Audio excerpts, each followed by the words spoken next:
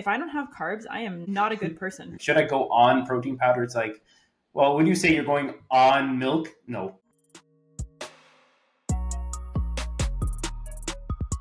Welcome back to Truth Talks, everybody. This is the podcast that brings you real strategies for sustainable fitness transformation. And today we are going to be talking all about what are macros and why do they even matter for your fitness journey or for fitness goals in general. All right. So Paris, how do you feel about macros before we dive in? Like, what are your first thoughts on macros?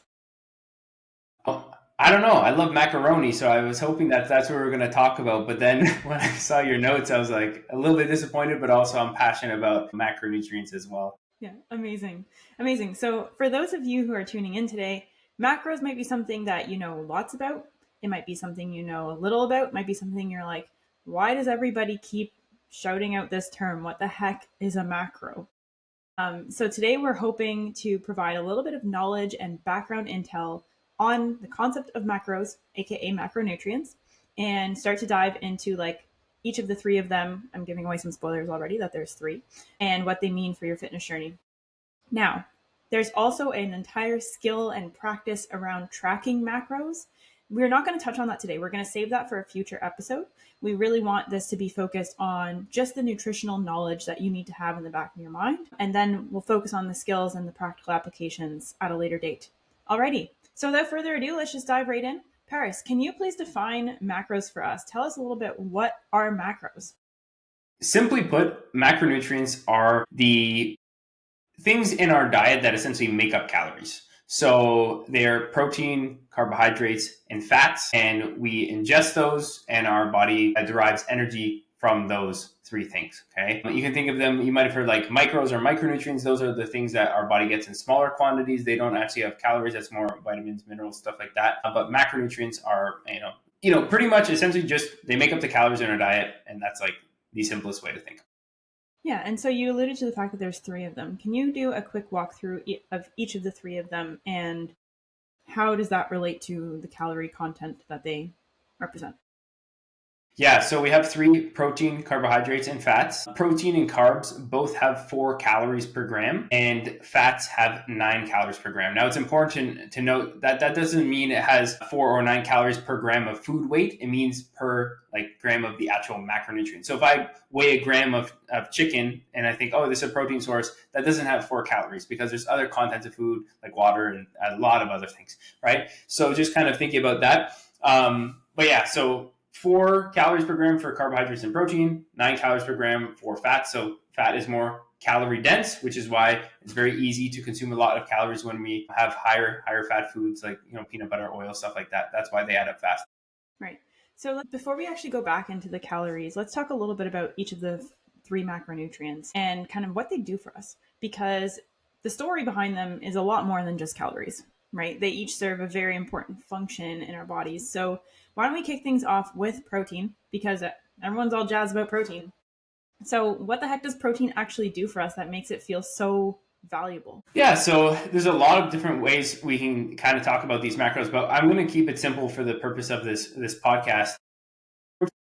So to talk about protein first, protein is kind of like the building block of muscle. It also has other roles in the body, like in terms of enzymes and things like that, but we won't talk about that now, so we don't confuse you. Right now, protein, building block of muscle, because when we go to the gym, we do actually break down our muscles. A lot of people think they go to the gym and grow muscles, but we actually break them down and cause, I'll just say, damage, to keep things simple. And then when you go and recover and you eat, good protein, good calories, you repair those muscles and they actually grow and get stronger. So very simply put, protein, reparation and growth of your muscles, building blocks of tissue, and not just your muscles, a lot of other tissues as well.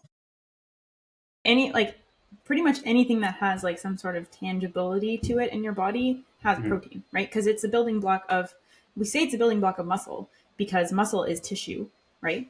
But it's also the building block of a lot of other structural components of our body. So even if somebody doesn't have a muscle building goal, like protein is still critical to, the composition of their body overall. And, you alluded to enzyme function, but there's also like all the things, when you think about hair, skin, and nails and all of that, there's a protein-based component to those things too. It's not just all about muscle. So that building block analogy is really just the foundation of what protein is. It supplies, these things called amino acids, which are the things that then become those foundational structural pieces in our Yeah. bodies. And also not even just for like skeletal muscle, which is what we think of when we think of muscles, but also smooth muscle, which, like your whole digestive system requires a lot of, use a lot of protein and everything like that. So just thinking about it like that. So lots of other things, but for the purpose of fitness, protein helps us get jacked. So And not just get jacked, just have muscle on your body, yeah, period. yeah, Maintain any sort of muscle that you have, all of yeah. that. Yeah. Amazing. Okay, so when we think about suggested minimums for protein, right? So where do we start to understand, like, how much protein do we need, right? So this is a pretty loaded question, and there's a lot of differing opinions on that. But I think most people, like especially if you're first getting started, like you don't even need to worry about the nuances. I think if you're somewhere on the lower end of like zero point 0.7 grams per pound of body weight at the low end, and then at the high end, maybe like 1.2, even 1.3 grams per pound of body weight, you're pretty much have your bases covered. However, I typically program slightly lower protein intakes to people that are starting at a higher body fat percentage. You Right. just you're at much less of a risk of losing muscle tissue, we'll say, and then for people that are getting slightly leaner, I'll program towards the higher spectrum of that. For people that are getting maybe into the single digit body fats percentages, or even not For even men. for men, sorry. But honestly, I would say even in a building phase, I have a tendency to program higher protein intakes just because you're getting a lot of trace proteins from all, like, for example, all the carbohydrates, which we'll talk about this stuff later. But when you eat some other things like potatoes or peanut butter, you're getting a lot of trace proteins, which are not the best quality of protein. They don't have the complete amino acid profile. So I'll actually program higher protein intakes for people even in a building phase, just so that the quality of the protein they're getting is better, if that makes sense. Right. Yep, it does make sense. So essentially, making sure that as your total food intake goes up, you're still making sure you're getting, like, you're not just accruing protein here and there because you're eating more, but you're actually getting more protein in from those kind of core protein sources. Yeah. Right.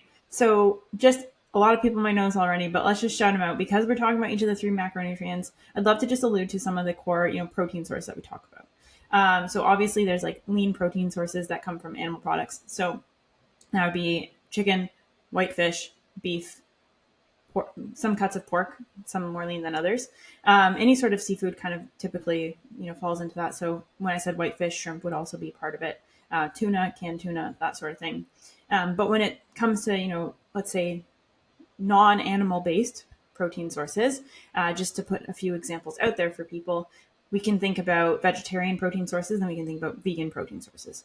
So on the vegetarian side, we might consider any sort of dairy byproduct. So, cheese, milk, eggs is not dairy, but kind of falls within that category of the grocery store aisles.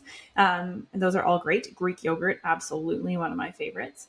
And then on the plant-based side, we start to rely on things like tofu, legumes, so beans, chickpeas, kidney beans, all that sort of thing as well. Do you have any additional thoughts on, like, kind of the subcategories of protein? I think that's pretty comprehensive. And, I'm even like things like protein powder and egg whites, those could go in that top list of like, pretty much just protein. I do consider protein powder just like a food. It's just powdered food. So a lot of people think it's like, something special about it. It's not. It's just a good high quality protein source. So it's just something to say because that's a question I get a lot of, like, should I go on protein powder? It's like, well, when you say you're going on milk, no, it's just No. So it's like it's just powdered food. So Right. Yeah. So, okay. So, quick recap: protein essential for kind of the structural foundations of our bodies, right? Muscle, especially, but things beyond muscle as well, which I think people don't often realize. So, that's a very important key takeaway. We can think about protein through the lens of, roughly that range of 0.7 to 1.2 grams of protein per pound of body weight, but obviously take into consideration your body composition. And if you are on the heavier set side or tend to be carrying more body fat, probably can get away with less per pound of body weight. You want to think more about your lean mass in that instance. And then the third thing we talked about there was just the subcategories of where can you find protein in your diet, right? So animal-based sources, vegetarian sources, vegan sources, or plant-based. Okay, that was like my 30-second, less than 30-second, hopefully, spiel on what we just talked about protein. Again, our intention here is just to provide the introductory foundations for each of these macronutrients. Let's dive into the second one. So I'll let you choose even. You want to talk about carbs I or like fats carbs. next? Let's talk about carbs. So, All right, carbs it is. Who doesn't like carbs? people on Just for the carnivore record. or keto. Okay, Okay. I take back the question. I don't even want to know the answer. In my mind, everyone should love carbs. No bias. So I wanted us to just think about carbs as just energy.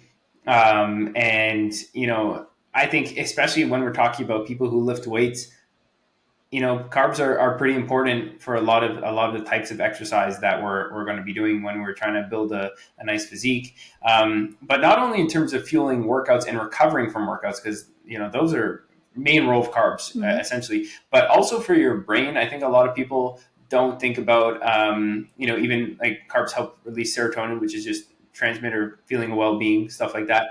Mm-hmm. And your brain uses a lot of glucose, and glucose just means sugar. So I think we'll go into functions of things later, but I think carbs we can just think of as fuel and energy, performance, and recovery. I think when you talk about the brain aspect or kind of the mental aspect of carbs, I you can probably attest this from your own experience as my brother, but if I don't have carbs, I am not a good person. Like my irritability goes up, but I think more fundamentally, without carbs, if I'm kind of like having a low carb day or if I haven't eaten enough carbs yet, I actually really notice my brain fog setting in. I really do notice the difference mentally. So when we think about the performance aspect of carbs that we get from that energy component you spoke to, I think it's important to remember both the physical performance and the mental performance can benefit from carbs. Yeah. So when we think about carbs, we talked about protein recommendations. Do you have any recommendations around carbs when it comes to certain values or quantities people can think about as guidelines for consumption? It's a good question. So usually, when we're working with clients, depending on the client, I will set like a carb minimum, but I don't think there's necessarily like a rule with like this amount of carbs is gonna be better or worse, and everybody is so Mm-hmm. different. And some Mm-hmm. people, function better actually with a slightly lower carbohydrate intake and more ratio going to Right. fats, and vice versa. I'm more of a high carb kind of guy, personally, slightly lower to moderate fats. But I think when it comes to carb intake that serves you the best, it really comes down to trial and error. That's like the biggest thing I think about. But yeah, and it's very context dependent. But I think as a general rule of thumb, the more intense activity you're doing, you're probably going to want to err to the side of higher carbohydrate intakes. If you're doing a lot of exercise, especially a lot of high intensity exercise, I would be very skeptical to say that a low carbohydrate diet would be the most optimal for somebody that's doing a lot of high intensity exercise. It's so different than with protein, right? Yeah. Like with protein, we have kind of more natural designated requirements, and there's a lot of research that's investigated the ranges and whatnot. But with carbs, it is so individualized, right? And I think that's a key takeaway that I'd love for people to take out of this podcast, which is just like there's all this talk out there of like no carb is better, low carb is better, high carb, like all that thing, all those things, right? So I think it's just important to recognize like your experience with carbs is uniquely yours, and that's okay, Yeah. right? Understanding how you best function. And to your point, contextualizing that within your own training or type of energy expenditure is absolutely critical. And how you physically feel, from digestion to that brain fog component to, your energy in your training or exercise, all of that matters when kind of trying to determine the ideal carb intake for Yeah. you. And it's not as easy, right? It's not as easy to be like, well, what do you mean it depends? Give me the Mm-hmm. number, right? People sometimes want the number. But to start to actually really understand how to best work with carbs and your own performance, it does take that effort, And the right? crazy thing is that some people how you get energy and brain clarity from carbs, and I do too. Some people get the opposite Mm-hmm. effect where they Mm, actually feel like lazy after a higher carbohydrate meal, for example. So right. again, it's so much individual variation with things. So we talked about different types of protein. Let's talk a little bit about different types of carbs. Again, not going into the heavy duty nuance because all of these topics are very complex when you Mm-hmm. get down into it.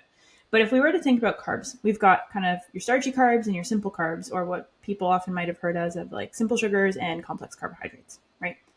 Let's outline a little bit of the difference. Just what do you think people need to know about those two general buckets of carbs? Yeah, so the only difference between them is like how many units of carbohydrates are strung together. So people will demonize sugar, but all sugar is just a single unit of carbohydrate, and then all like a potato, Mm-hmm. for example, is like a bunch of those strung together as a chain, which our body breaks down anyways.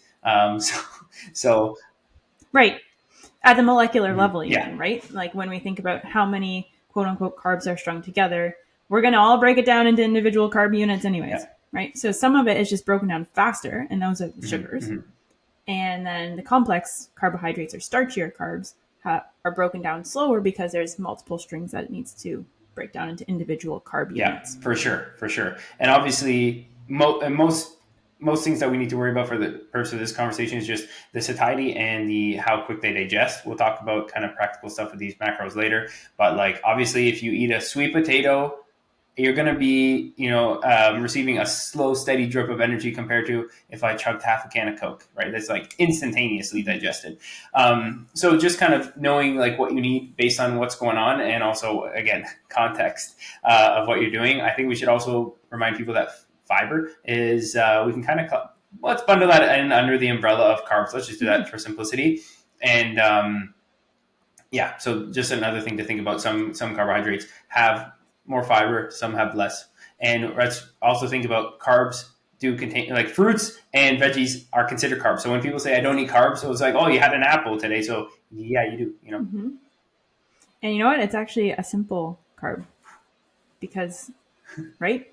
So important, carbs as a vehicle to two critical nutrients as well. One, fiber, right? It's gonna if you don't have carbs in your diet, it's going to be nearly impossible to get enough fiber in, right? Which is going to have some downstream complications, which we won't get into. The second piece is some of those vitamins that you get from fruits, right? So making sure that we're not ignoring the role that carbs play, yes, for energy, but for as a vehicle to some of those other Yeah, nutrients as fruits well. and veggies. Yeah. Fruits and veggies, yeah, veggies too. Ever had peas or carrots? Ever tried tracking peas or carrots and seeing the carb content in there? Good carbs, for sure, absolutely, but it's there. Yeah. Yeah. Okay, amazing. So we are on to the third macro, which is dietary fats. Can we quickly talk about the general role of dietary fats in the body? When I think about dietary fats, I think mostly about hormones, but also things like the oil on your skin and in your hair and those types of things, and like yeah, any sort of lubrication within your body, I would say. But I think like when I really think about fats, I just think about hormones, like especially in terms of sex hormones. So testosterone, estrogen, those types of things. They help and facilitate the production of those. So the complication with going like super low in fats, for example, is like those things are going to be having a tough time happening. Mm-hmm. Synthesis, Or even like if you think about the role of testosterone muscle for, mass, strength, everything. muscle mass, strength, performance, just general like alertness, ready to go sense Yeah. of things, right? Yeah. Those things tend to decrease when you don't have those things in check, right? And I think hormonal health is foundational to how we operate on a day-to-day basis.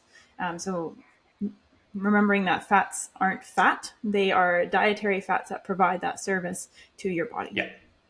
We talked about the calorie content up front of, fats being a little bit higher in calories. So, for those who are listening and being like, well, I should bring my fats as low as possible because less calories, right? That could be something that somebody is thinking about. What are the minimums though? Because you just talked about all these health benefits of having fats in your diet.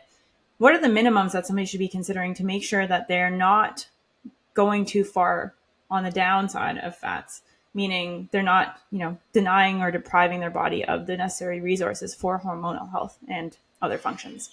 Yeah. So again, lots of nuances with this, but I think as a general rule of thumb for most people, if your fats are going below 15% of your total calorie intake, I like to use it based on kind of that percentage. Like you're starting to get on the cusp of things. I wouldn't stay there for too long, going too much lower than that, except for out of like, specific competition prep settings and stuff. But for the average person, if you're starting to get below 15% of your intake coming from fats, of your total calories coming from fats, you're probably not in a great zone. But because fats can get stored a little bit differently than like things like protein, for example, which we won't dive into, I do think you can. What I almost look at it as like weekly averages for fats. So it's not going to be if I had like one day at like super low fat, but it's like, am I chronically under eating fats? Mm-hmm. That's a really great perspective. I feel it makes it more applicable for people, right? Look at the big picture. And then also what I like about the percentage approach is it's contextualized to your diet, right? And, there are nuances that you spoke about earlier. Some people prefer higher fats versus lower fats, but making sure that kind of you safeguarded that minimum as it pertains to your dietary intake and the settings and the context of your dietary intake is really critical. Amazing. Nice. Okay, so we've kind of just given a little bit of an intro to all three macros. Again, our purpose, I'm going to say this so many times because I think it's important for people to know. Our purpose here is to just strip things back to the basics and give you an introductory lens on each of these macros. But at the end of the day, we are also a fitness-based podcast, right? So we are here to talk about the applications of macros for fitness. Why are, fitness enthusiasts and coaches and influencers and whoever, why is everybody talking about macros in the context of fitness? How do they matter? When we're chasing either strength goals, fat loss goals, and or muscle growth goals, these things are really going to matter because what gets measured gets managed, if you heard that saying. And when it comes to food intake, it's a very easy way to quantify things and set targets. And either, you're working towards hitting targets based on your goals or you're not. And macros are like the starting point. There's so much more to dive into, but like a great starting point is like thinking about these as targets. Now, we're going to have a whole nother podcast around tracking and different things like that. So we won't dive into that now. But I do think that in regards to manipulating body composition, macronutrients are like so key, in terms of thinking about them when it comes to your diet strategy. Yeah, and I think one of the key things we can't forget is exactly where we started this conversation, which is macronutrients are the things that provide calories, right? So if you think about where do calories come from, at the end of the day, they're coming from one of your macros, right? So when we think about macros for fitness, a lot of those fitness goals that you spoke to, fat loss, muscle growth, even strength or performance in the gym, are somehow tied to calorie intake, right? So by paying attention or learning about macros, we are inherently also learning about calories. However, for me personally, what I love about the macro-based approach, or like using that language instead of just talking about calories, is that we can speak more effectively to those core functions.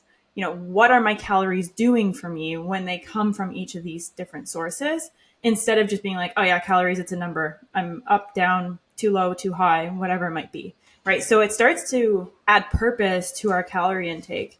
And by tailoring macros, we now have an opportunity to say, I'm now tailoring my calorie intake and my dietary intake to my goals, which I think is a pretty cool thing. And you spoke about targets, right? Like understanding those targets and how they work for you becomes really empowering. Absolutely. I mean, I don't think we anymore set like concrete like macro targets and focus on hitting to the gram. There's a lot of nuanced reason why that's not needed. But I do think that you should have some sort of idea of what ranges you want to fall in. I mean, we use protein and calorie ranges a lot, but that doesn't say that we don't care about the other macros at all. And I think having an idea of like what ranges the other macros, fats and carbs need to fall, and fats, protein, and carbs, having like ranges, I think is really important because of those foundational roles that each of them play.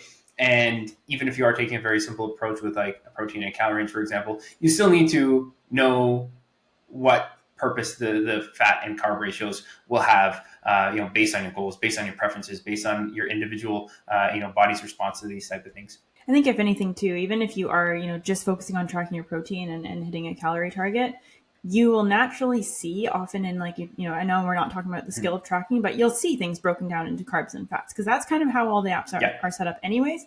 So all it does is give you an opportunity to reflect on some of those ideal proportions for you, or start to think about, hey, where am I netting out? Like if I am, hitting my calorie target, am I getting a lot of that from fat sources? Am I getting most of it from carbs? Like where is it coming from? And start to, again, think more critically about the food selection that you have and how it's actually contributing to your body's function and your fitness goals. I love it. Right. So I wanted to wrap things up today with just a couple of like fun facts, because all of these facts have been fun so far if you're someone like me. But a couple of things that people might not know about macros, or things you should consider when you're talking about macros. So I've got two of them to start that I want to kick things off with, and I'm going to pass it over to you, Price. The first one is there is a sneaky fourth unofficial macro. That's a perfect way of I'm putting going to it. pause for dramatic effect. Yeah, is it? Yeah, it is, right? So when we go back to our basic definition of macros, right, they are the things we consume in our diet that provide us with caloric value.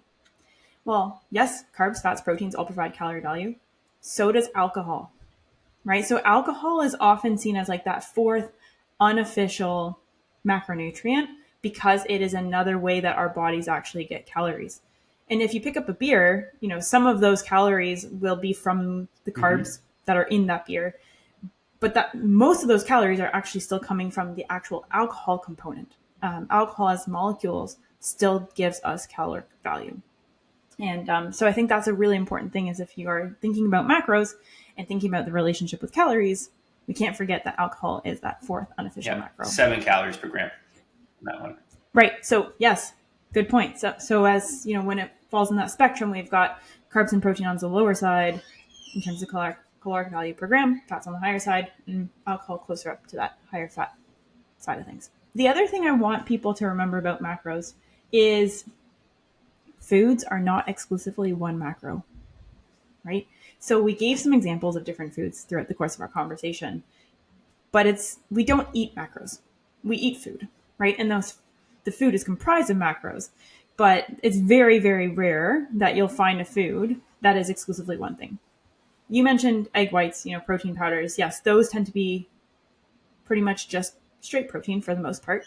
But even if we think about some of our high protein sources like, beef, a lot of beef also has fats in it. It's not always the leanest, right? Or if we think about, chickpeas as a plant-based option, chickpeas are actually very high in carbs as well, and fiber, and they're starchy carbs and all that, but they'll have some protein too. So it really is important that as we're thinking about macros, people understand the relationship that different foods have with each macro, and the fact that they're not necessarily exclusive buckets. I mean, we have an awesome resource we provide our clients that's like a 3-part Venn diagram that really shows the overlaps of certain foods where they fall in against the 3 macros. But I do think that is a really important thing people need to know when it comes to macros. 100%. And if anybody wants that, just shoot us a DM on Instagram. We can shoot it to you. But yeah, it's kind of like we have protein, quote unquote, carb, quote unquote, and fat sources, but a lot of them have some of the other ones in them. But when we list them out in that, it's kind of thinking of them as like, okay, what is the majority of this food? Like what is the main macronutrient we're getting from this food? So a lot of people will say like, oh, peanut butter is good for my protein, right? Well, I'm saying it has trace proteins in it, and we made, I think, a reel on this recently, or you did. It has trace proteins in it, but it's not a protein source. It's majority fat, and there's a little bit of protein, right? So it's kind of thinking of it through a different lens. One of the things I find helpful to actually understanding that is actually looking at what percentage of your calories are coming from each of those macros when you look at those foods that are combined, right? And you can do a little bit of simple math to figure that out. But that's an important way of understanding what is the primary macro in each of these foods. So I let off with 2 things I'd love for people to know about macros. Do you have any you want to add? Any fun facts? Fun facts. Well, I think I was just sad about this conversation that I figured out that macros didn't need macaronis. So that's I'm still upset about that, to be honest, now that I've learned a bit more about macronutrients. Macros and cheese sounds delicious. Yeah, I think, right? Yeah, I think it's just really understanding like this is the basics, and there's levels to this. But I think most people can get a really long way just understanding these types of things, and then starting to learn and just knowing that individual needs are so unique, and the only real way to know is by putting things into practice and actually tracking, which is going to be the foreshadowing for another topic that we're going to talk about. So you guys should really stick around and to listen to when we talk about tracking, because if you watch this episode, then you'll have like really great preliminary knowledge to then be able to understand that future episode that we do. Absolutely. So as a takeaway for everybody, even if you're not tracking your food, we highly encourage you to just think about what is the macronutrient composition of the foods that I'm eating? Where do my favorite foods fall in? And, how do I think about that in relation to how I feel, how I function, and what my goals are? And play around with that. Go and do that trial and error. Take this basic knowledge of macros and apply it to your own life, and let us know how you feel with different macro splits, or what you learned today. We'd love to hear about it in the comments. And while you're in the comments, you'll notice there's a subscribe button not too far off. So regardless of whatever platform you're tuning in on, please, please, please do subscribe so you do not miss out on future episodes like the one we will do on tracking your macros and how you can do that most effectively. We look forward to seeing you all again next Monday when we drop our next episode in this feed. Yeah. And as always, if you guys have any questions, comments, or concerns about anything, we're always open to chatting. And as a plug, we transform people. That's what we do over here. We take a sustainable approach to get people absolutely kick-ass results. If I have to, plug ourselves, we do get insane transformations with some really awesome people, and we're grateful to have a community of just really amazing people. So, if you're chasing some body composition goals, we got you. Just had to say that. 10 things off. And bye for now, everybody. We look forward to connecting with you again soon. Bye.